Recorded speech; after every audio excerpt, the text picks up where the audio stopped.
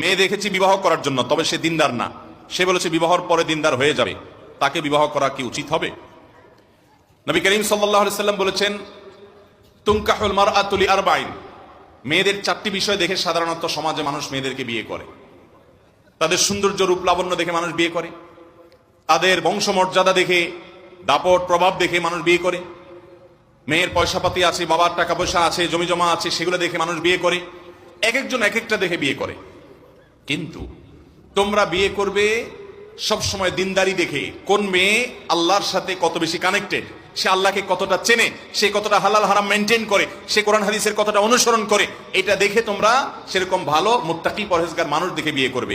যদি এরকম কোন মানুষ জীবন সঙ্গী হিসাবে পেয়ে যাও, তো তোমার জীবনটা জীবন্ত জান্নাত হয়ে যাবে। ও খায়রু মাতাঈদ দুনিয়া আল মারআতুস সালিহা, সৎ জীবন সঙ্গী সঙ্গিনী যদি কেউ পেয়ে যায়, তার জীবনটা যত উপভোগ্য হয়। আল্লাহর জমিনে অনেক সম্পদ, অঢেল সম্পত্তি, অনেক প্রভাব প্রতিপত্তি পাওয়া মানুষগুলো তাদের জীবন সঙ্গী সঙ্গিনী যদি দিনদার না হয়, আল্লাহ ভীরু না হয়, তারা কখনো সেরকম তৃপ্তি বা স্বাদ পেতে পারে।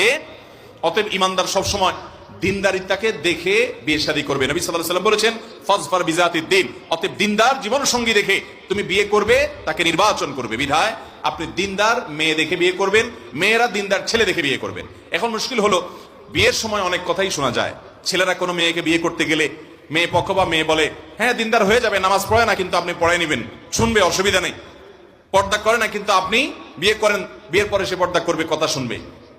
আপনার যদি মনে হয় যে হ্যাঁ তাকে আপনি কথা শোনাতে পারবেন, আপনি বিয়ে করতে পারেন।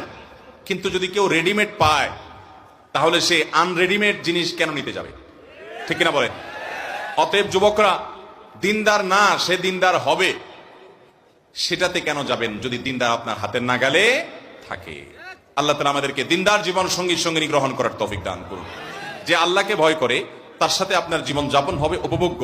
আর যার অন্তরে আল্লাহর ভয় নাই, তার সাথে আপনার জীবন যাপন কখনো উপভোগ্য হতে পারে। বিধায় আল্লাহ ভীরু জীবন সঙ্গী সঙ্গিনী আমরা তালাশ করবো ইনশাআল্লাহ।